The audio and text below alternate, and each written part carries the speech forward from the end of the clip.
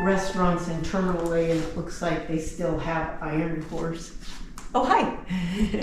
That we ate at last time.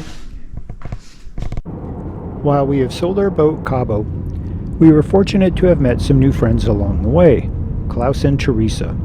Shortly after we sold our boat, Claus invited us to join them in the BVI on their boat. We were so delighted to receive this invitation, and we were looking forward to this trip.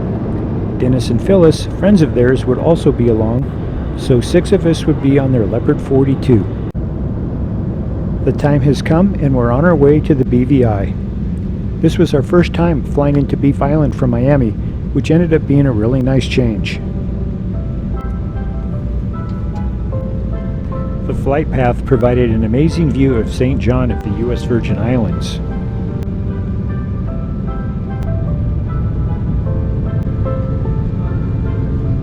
We flew over the Indians and Pelican Island.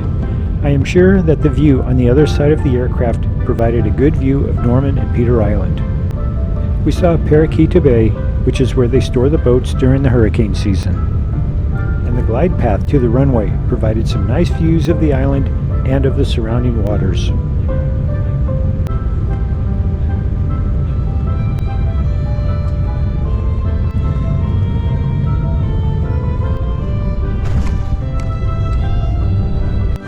Beef Island is a small airport, which is actually fine. That requires walking down a stairway from the aircraft, crossing the tarmac to the terminal for immigrations and customs.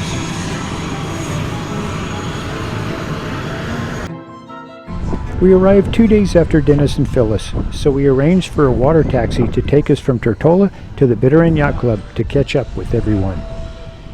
We walked from the airport to the Loose Mongoose, where the water taxi picked us up. There was a slight delay, which was fine, as we got to relax in the shade and take in the ambiance before racing off to the boat. The water taxi has arrived, and it is time to load up.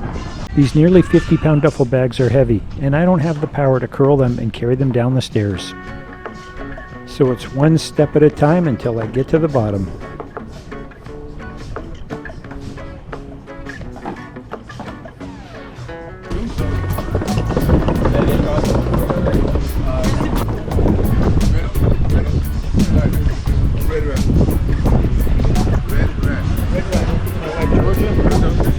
Hello, sorry, I got my water bottle. Our captain is Red Rack, and he did a fine job getting us and our luggage settled into the boat before departing for the Bitter End Yacht Club.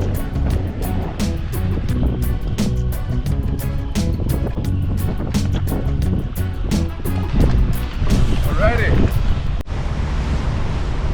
Do you mind being filmed? Yeah. Okay? Do you mind it? No, go ahead. Keep driving. Oh. You know what you're doing. You've done this before. Not your first day, is it? He adjusted the boat speed for the conditions, which made for a comfortable and scenic ride. This is the first time that Georgia and I have traveled to the islands in a go-fast boat.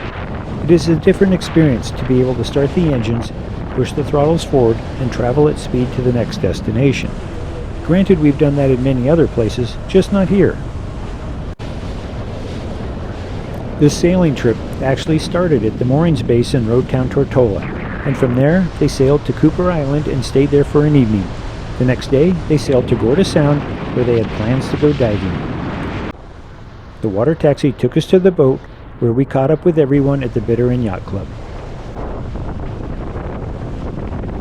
It was a lovely ride. It made the transition from the airport to the boat really easy. Sailing everywhere. Ahoy! We're here! There you go. Red Rack is confirming that payment was made before he leaves, which is appropriate. Getting dropped off at the boat was amazing and made everything super easy. We are on a new Leopard 42, and Georgia and I have the port forward stateroom. It's nicely appointed and very comfortable, complete with air conditioning.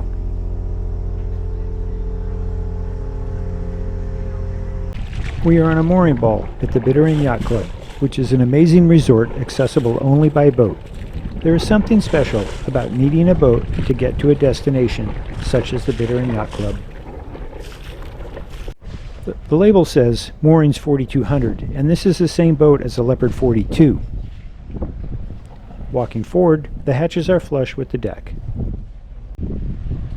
Beanbag chairs on a boat are a must-have, a great place to rest and relax. One of the signature designs of the Leopard is the door providing access to the bow. When the door is open, lots of air flows through the house, which is amazing and terrific. Note that the interior design of this boat is clean and contemporary. This model still has a navigation station, which I think is important, and the galley is forward with large windows all around for lots of light and excellent views. And our crew for this special trip, we have Dennis, his wife Phyllis, Admiral Theresa, and her captain, Klaus. Of course, we can't forget Georgia, and then there's me, Richard. It's a new day, and the morning is relaxing before we set sail for Anegada. Let everybody sleep. Talk to me after my coffee. It's hard not to sleep well here. Yeah. We raised the mainsail while on the mooring ball, untied the mooring lines, and we are now underway for Anegada, leaving Gorda Sound. Morning, honey. Good morning. Morning, Klaus.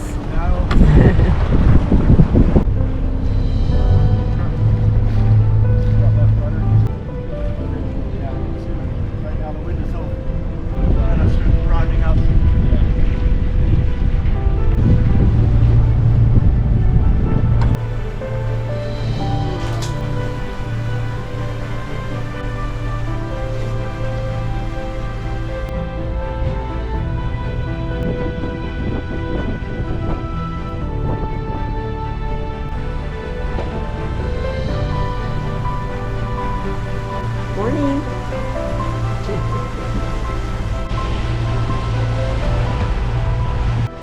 We have exited Gorda Sound and are now sailing under light winds heading to Anegada. We're underway for Anegada.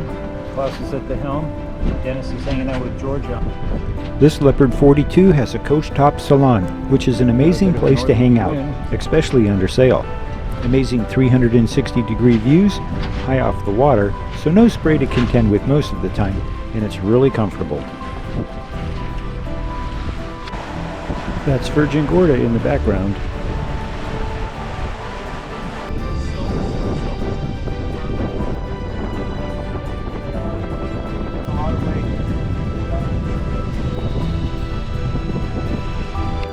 We can barely see Anegada on the horizon.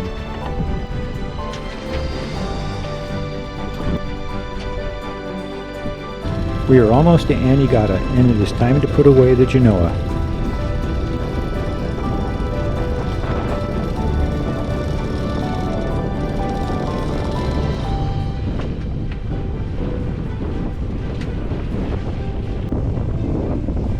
We are now motoring to the mooring field at Anegada. Georgia found herself a place to see the up-and-coming sights as we enter the navigational markers that guide our way into the mooring field. Well, I shared episode 22 with the kids, so Oh, good. 2 more subscriptions. All right. That's terrific. Yeah, this was the one job I had before you got here. So I've had some time to practice. You're a pro. Some might say. I know you're better than me. I struggle with it a lot. The coach roof on the Leopards extend forward to provide shade, which is a nice feature. The drawback is that from the helm, the skipper cannot see the bows, let alone the mooring ball. Getting the boat to the mooring ball, removing all the boat speed down to 0 at the right time to give the crew an opportunity to retrieve the pennant from the mooring ball is a challenge.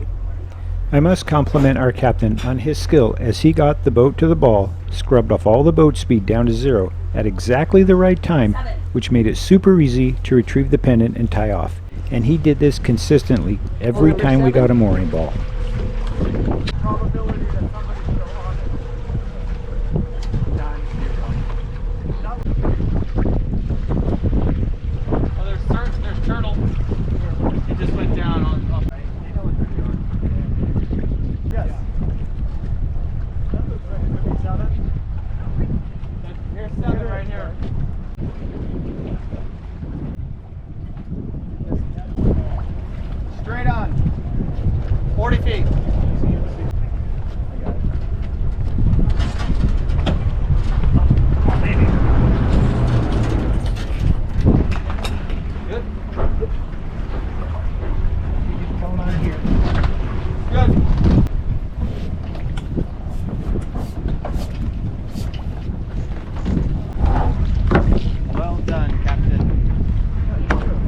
You guys did a good job.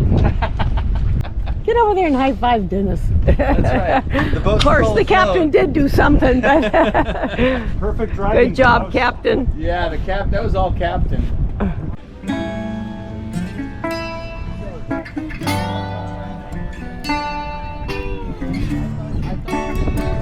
We had a relaxing afternoon on the boat after our nice sail from Virgin Gorda.